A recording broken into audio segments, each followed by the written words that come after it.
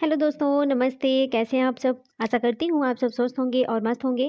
दोस्तों, मेरा नाम चंदा शर्मा है। मेरे यूट्यूब चैनल टीचिंग बाय चंदा शर्मा में आप सभी का स्वागत है। तो दोस्तों, बिहार शिक्षक भर्ती 3.0 के लिए मोस्ट इम्पॉर्टेंट क्लास है। आज हम इस क्लास में डिस्कस करने वाले हैं जो भी प्रीवियस ईयर क्वेश्चन में जो 24 अगस्त को पूछा गया था सेकेंड शिफ्ट में, जो भी जनरल स्टडीज से क्वेश्चन पूछे गए थे उसको आज हम डिस्कस करने वाले हैं। तो आप लोग इस वीडियो में लास्ट तक बने रहिएगा और ज़्यादा से ज़्यादा लोगों को शेयर कीजिएगा। देखिए दोस्तों, हम जनरल स्टडीज़ के सारे क्वेश्चन को यहाँ पर डिस्कस करेंगे। इससे ये अनुमान लग जाएगा कि हमारी तैयारी कितनी बेहतर है और मतलब कि कैसे हम क्वेश्चन को अच्छे और तैयारी कर सकते हैं। ओके, तो जो भी प्रीवियस ईयर क्वेश्चन है हम यहाँ पर इसको डिस्कस करने वाले हैं। तो अगर आप चैनल पर पहली बार विजिट कर रहे हैं तो सबसे पहले चैनल को सब्सक्राइब करके बेल आइकन को जरूर प्रेस कर लीजिएगा, जिससे नेक्स्ट नोटिफिकेशन आप तक जरूर पहुंचे। और चलिए सबसे पहले सेशन को लाइक कर दीजिए, लाइक करके शेयर कर दीजिए, ठीक है, जिससे फिर कंटिन्यू क्लास करते हैं। चलिए, मेरा पहला क्वेश्चन है, आप देख सकते हैं स्क्रीन पर। मेरा पहला क्वेश्चन है दोस्तों कि पूना पैक्ट का उद्देश्य क्या था।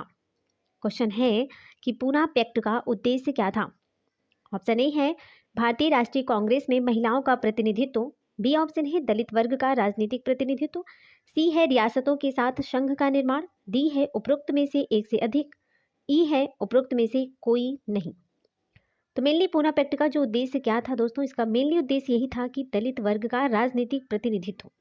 दलित वर्ग का राजनीतिक प्रतिनिधि की दोस्तों डॉक्टर भीमराव अंबेडकर के द्वारा सन 1930 में दलितों को दलित वर्ग संघ में संगठित किया था, जो दूसरे गोलमेज सम्मेलन में दलितों के लिए पृथक निर्वाचन क्षेत्र की मांग को लेकर महात्मा गांधी से असहमत भी थे। अच्छा दोस्तों, आपको ये बताना है कि पहला गोलमेज सम्मेलन कब हुआ था। तो पहला गोलमेज सम्मेलन 1930 को हुआ था, द्वितीय गोलमेज सम्मेलन 1931 को हुआ था एंड तृतीय गोलमेज सम्मेलन 1932 को हुआ था। सारे गोलमेज सम्मेलन प्रथम, द्वितीय और तृतीय। उम्मीद करती हूँ इतना आपको समझ में आ गया होगा। चलिए नेक्स्ट क्वेश्चन पे बात करते हैं। प्रथम अखिल भारतीय कांग्रेस समाजवादी सम्मेलन कहाँ हुआ था। प्रथम अखिल भारतीय कांग्रेस समाजवादी सम्मेलन कहाँ पर हुआ था। ऑप्शन ए है भागलपुर, बी है मुजफ्फरपुर, सी है पटना, डी है उपरोक्त में से एक से अधिक, ई है उपरोक्त में से कोई नहीं। तो प्रथम अखिल भारतीय कांग्रेस समाजवादी सम्मेलन कहाँ पर हुआ था। प्रथम अखिल भारतीय कांग्रेस समाजवादी सम्मेलन कहाँ पर हुआ था। इसका राइट आंसर हो जाएगा ऑप्शन सी, पटना में। कहाँ पर हुआ था, पटना में। चलिए नेक्स्ट क्वेश्चन पे बात करते हैं। Biography of Kunwar Singh and Amar Singh के लेखक कौन थे। वेरी इंपॉर्टेंट है। देखिए दोस्तों, लेखक से और पत्रिकाएं से क्वेश्चन आते हैं और इस एग्जाम में पूछे ही गए थे। 24 अगस्त को जो हुआ था एंड उसके बाद में जो दिसंबर में हुआ था उसमें भी क्वेश्चन पूछे गए थे एंड मार्च में होने वाला है और उसके बाद में अगस्त में फिर वैकेंसी आने वाली है। लेकिन अच्छी खासी वैकेंसी है, 28,000 प्लस है वैकेंसी। तो आप लोग प्लीज़ इस वीडियो को इस मौके को हाथ से मत जाने दीजिए। मैं इतना कहूँगी कि इस मौके को आप लोग हाथ से मत जाने दीजिए, क्योंकि बहुत अच्छी खासी वैकेंसी है और इसमें आपको एक सीट कन्फर्म करना है, ठीक है। तो यहाँ पर क्वेश्चन पूछा गया है कि biography of Kunwar Singh and Amar Singh के लेखक कौन थे। इसका ऑप्शन ए है काली किंकर दत्त, बी है जवाहरलाल नेहरू, सी है एम एन रॉय, डी है उपरोक्त में से एक से अधिक, ई है उपरोक्त में से कोई नहीं। तो जैसा आप लोग जानते हैं कि biography of Kunwar Singh and Amar Singh के लेखक कौन है। ऑप्शन इसका राइट आंसर हो जाएगा ऑप्शन ए, काली किंकर दत्त। काली किंकर दत्त जो है वो biography of Kunwar Singh and Amar Singh के लेखक हैं, ठीक है। नेक्स्ट क्वेश्चन है, सुभाष चंद्र बोस के द्वारा सुभाष चंद्र बोस भारतीय राष्ट्रीय कांग्रेस के त्रिपुरी अधिवेशन में किसको हराकर अध्यक्ष बने थे। सुभाष चंद्र बोस भारतीय राष्ट्रीय कांग्रेस के त्रिपुरी अधिवेशन में किसको हराकर अध्यक्ष बने थे। ऑप्शन ए है रास बिहारी बोस, बी है जवाहरलाल नेहरू, सी है पट्टाभी सीतारमैया, डी है उपरोक्त में से एक से अधिक, उपरोक्त में से कोई नहीं। तो देखिए दोस्तों, सुभाष चंद्र बोस भारतीय राष्ट्रीय कांग्रेस के त्रिपुरी अधिवेशन में किसको हराकर अध्यक्ष बने थे। इसका राइट आंसर हो जाएगा ऑप्शन सी, पट्टाभी सीतारमैया को। किसको, पट्टाभी सीतारमैया को हरा करके, ठीक है। नेक्स्ट क्वेश्चन है कि डॉक्टर भीमराव अंबेडकर के विषय में निम्नलिखित में से क्या सत्य है। डॉक्टर भीमराव अंबेडकर के विषय में क्या सत्य है, इसमें क्या सत्य है, इसमें बताना है। देखिए दोस्तों, उन्होंने बहिष्कृति हितकारी सभा की स्थापना की। उनका 1956 में देहांत हो गया। उन्होंने मूक नायक का प्रकाशन किया। यह उपरोक्त में से एक से अधिक, उपरोक्त में से कोई नहीं। तो डॉक्टर बी आर अम्बेडकर के विषय में क्या सत्य है, तो यहाँ पर इसका राइट आंसर हो जाएगा उपरोक्त में से एक से अधिक। उन्होंने बहिष्कृत हितकारी सभा की स्थापना की, ये तो सही ही है। और उनका जो देहांत था 1956 में हुआ था, ये भी सही है। उन्होंने मूक नायक का प्रकाशन किया, ये भी सही है। तो इसलिए इसका राइट आंसर हो जाएगा उपरोक्त में से एक से अधिक। ठीक है, चलिए नेक्स्ट क्वेश्चन है कि इनमें से कौन समाचार पत्र न्यू इंडिया से संबंधित थे या थे? बताइए, इनमें से कौन समाचार पत्र न्यू इंडिया से संबंधित है? बताइए, न्यू इंडिया से संबंधित कौन सी पत्रिका है? ऑप्शन ए है एनी बेसेंट, बी है सुरेंद्र नाथ बनर्जी, सी है महात्मा गांधी, डी है उपरोक्त में से कोई नहीं, उपरोक्त में से एक से अधिक। ठीक है, तो यहाँ पर न्यू इंडिया से संबंधित कौन है समाचार पत्र है? न्यू इंडिया के जो इससे संबंधित है, option A is the right answer, Annie Besant. ठीक है, नेक्स्ट क्वेश्चन है कि भारतीय स्वतंत्रता संघर्ष के दौरान किसने स्वदेश बांधो समिति का गठन किया था? भारतीय स्वतंत्रता संघर्ष के दौरान किसने स्वदेश बांधो समिति का गठन किया था? ऑप्शन ए है पट्टू केशवर दत्त, बी है सूरसेन, सी है अश्वनी कुमार दत्त, डी है उपरोक्त में से एक से अधिक, ऑप्शन ई है उपरोक्त में से कोई नहीं। तो भारतीय स्वतंत्रता संघर्ष के दौरान किसने स्वदेश बांधो समिति का गठन किया था? इसका राइट आंसर हो जाएगा ऑप्शन सी, अश्वनी कुमार दत्त। ठीक है, अश्वनी कुमार दत्त ये स्वदेश बांधो समिति के गठन करता है। चलिए आगे देखते हैं। नेक्स्ट क्वेश्चन है, चंपारण नील आंदोलन के दौरान महात्मा गांधी के साथ कौन थे? यहाँ पर पूछा गया है कि चंपारण नील आंदोलन के दौरान महात्मा गांधी के साथ कौन कौन थे? बताइए, महादेव देसाई थे, अब्दुल बारी थे, नरहरि पारिक थे, या फिर उपरोक्त में से एक से अधिक, या उपरोक्त में से कोई नहीं। आपको बताना है। अच्छा, सबसे पहले ये बताना है कि यह चंपारण आंदोलन हुआ था कब। देखिए दोस्तों, चंपारण आंदोलन की बात करें तो ये 1917 कब हुआ था? 1917 में चंपारण आंदोलन हुआ था। तो चंपारण सत्याग्रह भारत का सबने अवज्ञा का पहला संगठित कार्य था। ठीक है, तो 1917 में हुआ था। और इसके महात्मा गांधी के साथ मिलने कौन कौन थे? तो आपको बता दूं, देखिए महादेव देसाई थे, नरहरि पारिक थे, है ना, महादेव देसाई थे, नरहरि पारिक थे, जेबी कृपलानी भी थे, राजकुमार शुक्ल तो थे ही, राजेंद्र प्रसाद एंड बृजकिशोर प्रसाद भी थे, एंड मजहर उल हक भी थे। इतने सारे लोग जो थे वो चंपारण जिले में थे। तो इसका राइट आंसर हो जाएगा उपरोक्त में से एक से अधिक। ठीक है, इसका राइट आंसर हो जाएगा उपरोक्त में से एक से अधिक। ठीक है, नेक्स्ट क्वेश्चन है, किस तिथि को अगस्त क्रांति 1942 के दौरान लिथिकों ने पटना एवं उसके आसपास की भीड़ पर गोली चलाने का आदेश दिया था? ऑप्शन ए है 15 अगस्त, बी है 25 अगस्त, सी है 5 अगस्त, डी है उपरोक्त में से कोई नहीं, डी है उपरोक्त में से एक से अधिक है, और ई है उपरोक्त में से कोई नहीं। तो किस तिथि को अगस्त क्रांति के नाम से जानते हैं? बताइए, आपको अगस्त क्रांति के नाम से किसको जानते हैं? आपको बताना है, अगस्त क्रांति के नाम से किसको जानते हैं? बताइए। देखिए दोस्तों, इसका राइट आंसर हो जाएगा उपरोक्त में से कोई नहीं है। इस ऑप्शन में कोई नहीं है, 11 अगस्त होगा। ठीक है, देखिए मैं मेनली आपको बता देती हूँ। देखिए 5 अगस्त 1942 को बम्बई में कांग्रेस कार्य समिति की बैठक में एक प्रस्ताव पारित किया गया था, जिसे बाद में भारत छोड़ो आंदोलन कहा गया। अब यहीं पर महात्मा गांधी ने करो या मरो का प्रसिद्ध नारा भी दिया था। भारत छोड़ो आंदोलन 1942 में हुआ था। ठीक है, 1942 में। उसके बाद में बिहार में छात्र महात्मा गांधी के करो या मरो के नारे से प्रेरित थे। 11 अगस्त 1942 को पटना में छात्रों ने दोपहर में पटना सचिवालय की इमारतों पर राष्ट्रीय ध्वज फहराने के लिए मार्च किया। शाम करीब 4 बजे पटना के जिलाधिकारी के आदेश पर सचिवालय परिसर में से 13 से 14 राउंड फायरिंग भी की गई। परिणाम स्वरूप 7 छात्रों को मौत हो गई और लगभग 25 कर्मचारी घायल हो गए थे। तो 7 छात्रों की इन महान बलिदानों ने बिहार प्रांत में भारत छोड़ो आंदोलन को तेज कर दिया।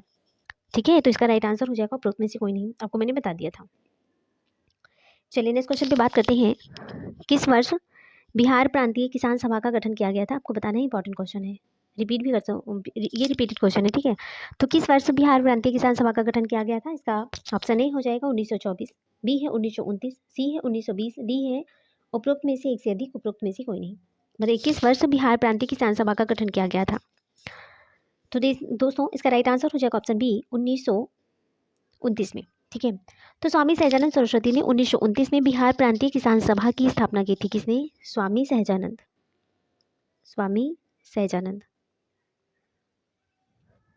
ठीक है, इंपॉर्टेंट है।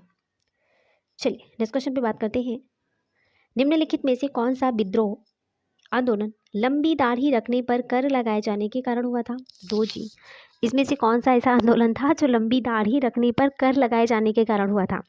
ऑप्शन ए है पागलपंथी विद्रोह, बी है वहाबी आंदोलन, सी है फराजी आंदोलन, डी है उपरोक्त में से एक से अधिक, ई है उपरोक्त में से कोई नहीं।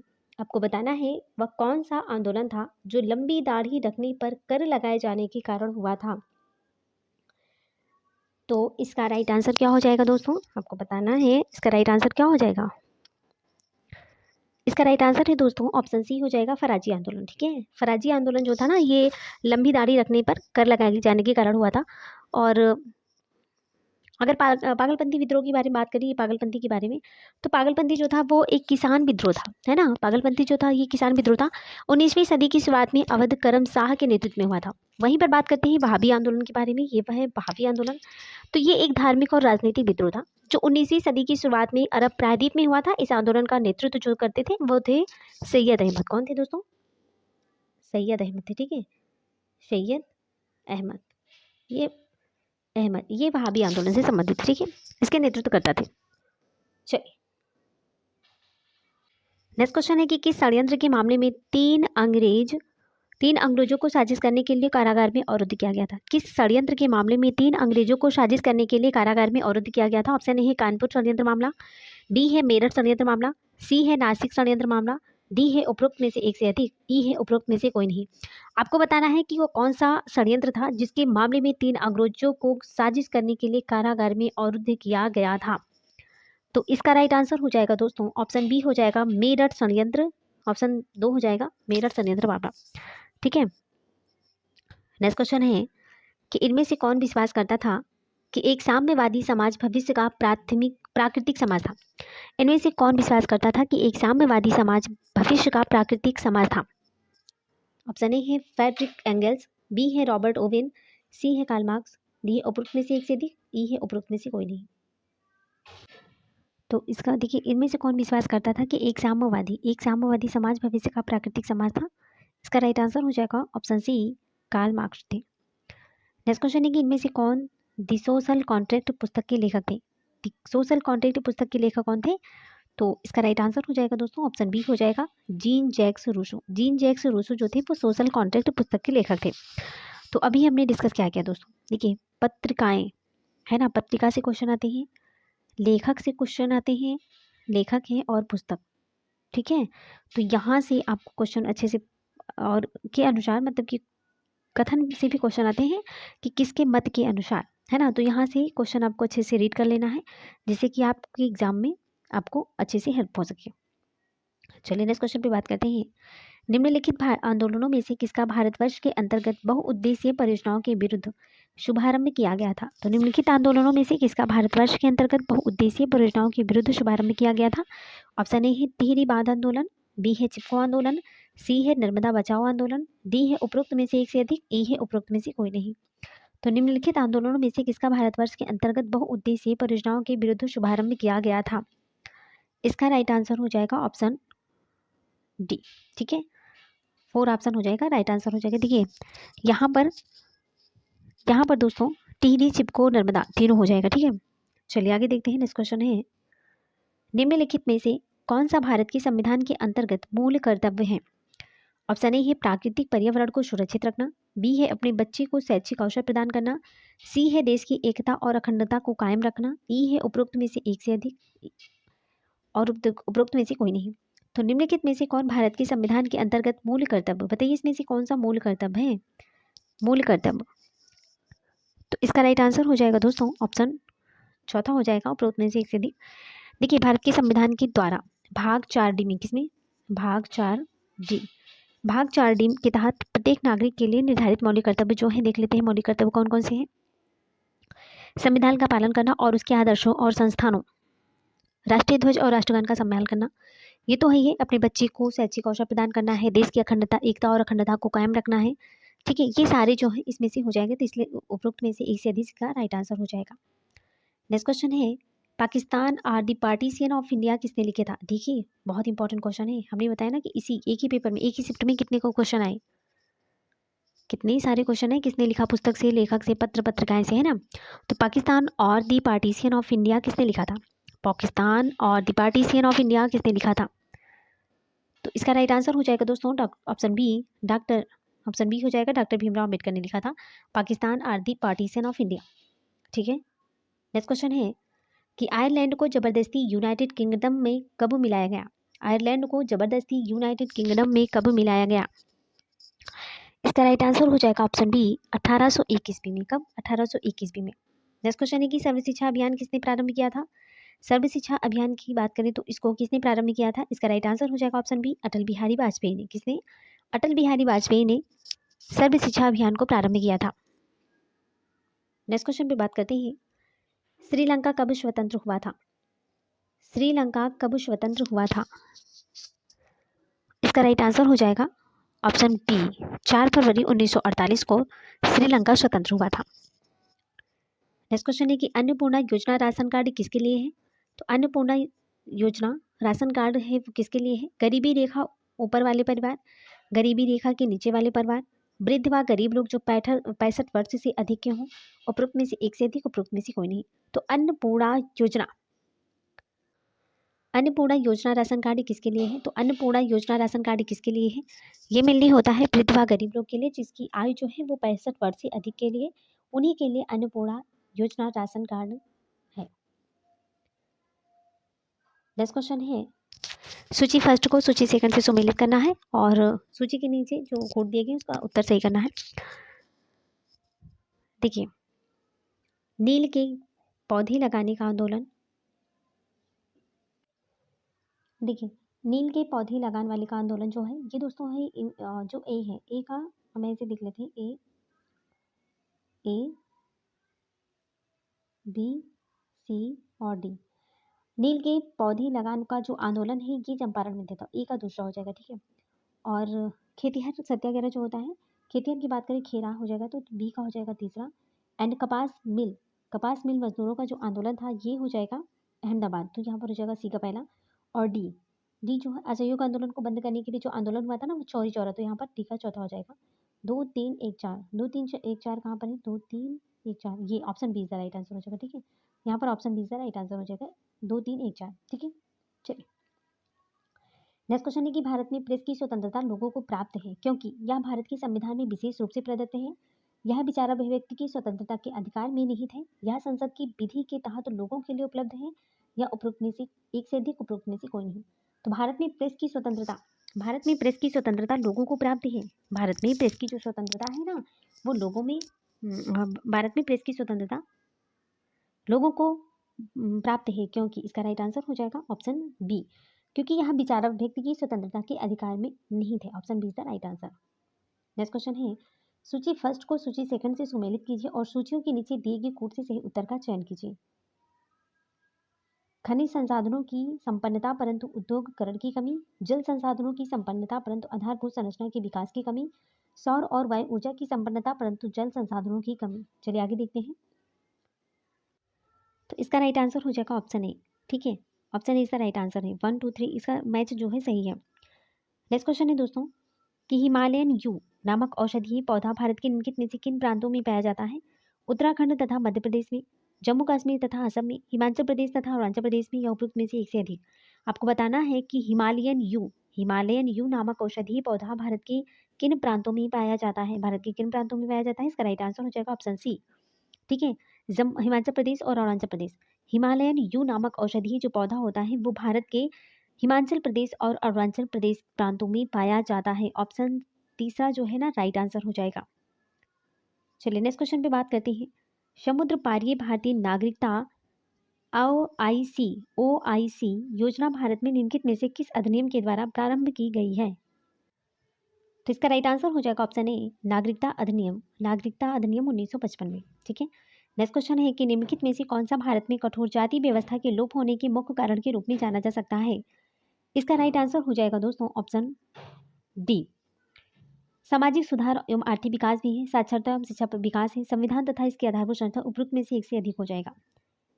नेक्स्ट क्वेश्चन है कि भारत की केंद्रीय सरकार की पंचायती राज मंत्रालय निम्नलिखित में से किस वर्ष निर्मित हुआ था। भारत की केंद्रीय सरकार का पंचायती राज मंत्रालय निम्नलिखित में से किस वर्ष निर्मित हुआ था। तो इसका राइट आंसर हो जाएगा दोस्तों, इसका राइट आंसर है ऑप्शन ए, 2004, ठीक है। नेक्स्ट क्वेश्चन है कि भारत में मीथेन का मुख्य स्रोत क्या होता है। भारत में मीथेन का जो मुख्य स्रोत है दोस्तों वो क्या है, गन्ने का खेत है, धान का खेत है, गेहूं का खेत है। आपको बताना है कि यहाँ पर इसका राइट आंसर क्या हो जाएगा। तो इसका राइट आंसर हो जाएगा ऑप्शन बी, धान का खेत, ओके, धान का खेत। नेक्स्ट क्वेश्चन है कि वायुमंडल की किस परत का तापमान सबसे कम होता है। वायुमंडल की कौन सी परत है जिसका तापमान सबसे कम होता है। तो इसका राइट आंसर क्या हो जाएगा। इसका राइट आंसर है ऑप्शन बी, मध्यमंडल। ठीक है, ऑप्शन बी हो जाएगा मध्यमंडल। ठीक है, नेक्स्ट क्वेश्चन है कि क्रमिक पोषी स्तर में विषाक्त पदार्थों की सांद्रता में वृद्धि को क्या कहा जाता है? तो इसका राइट आंसर क्या हो जाएगा? इसका राइट आंसर है दोस्तों ऑप्शन ए, जैव आवर्धन। क्या बोलते हैं? जैव आवर्धन कहते हैं। ठीक, तो दोस्तों यहाँ पर हमने 30+ क्वेश्चन को डिस्कस किया है। अब नेक्स्ट वीडियो में हम बात करेंगे। थैंक्स फॉर वॉचिंग, दिल से बने रहने के लिए दोस्तों। और अगर आप हमारे चैनल पर पहली बार विजिट करें तो सबसे पहले चैनल को सब्सक्राइब करके बेल आइकन को जरूर प्रेस कर लीजिएगा, जिससे नेक्स्ट नोटिफिकेशन आप तक जरूर पहुंचे। आपको सेशन कैसा लगा आप इसको दिल से लाइक कर दीजिएगा। कमेंट बॉक्स में कमेंट करके जरूर बताइएगा कि आपको हमारी वीडियो कैसी लगी, आपको हमारा कंटेंट कैसा लगा। ठीक है, और दोस्तों इसको ज़्यादा से ज़्यादा लोगों को शेयर कीजिए, क्योंकि प्रीवियस ईयर क्वेश्चन ही एक आधार है जहाँ से हम तैयारी कर सकते हैं। पहले प्रीवियस ईयर क्वेश्चन को हम सॉल्व करेंगे, उससे बढ़िया उसके बाद में प्रैक्टिस सेट को सॉल्व करेंगे। ठीक है, कि हमारा कैसे क्वेश्चन हम कर रहे हैं। ठीक है, तो हम आज जो है कि इसको 2 पार्ट में हमने पहले ही बताया था कि पार्ट 1 को हमने डिस्कस किया, यहाँ पर हमने 30+ क्वेश्चन को हमने डिस्कस किया है। नेक्स्ट वीडियो में जो भी इंपॉर्टेंट क्वेश्चन है उसको हम डिस्कस करने वाले हैं। ठीक है, और अ, उसके बाद में पार्टी प्रैक्टिस सेट डेली लेकर आएंगे। तो चलिए दोस्तों, इसी के साथ हम मिलते हैं नेक्स्ट वीडियो में। तो तक के लिए bye bye, take care, see you.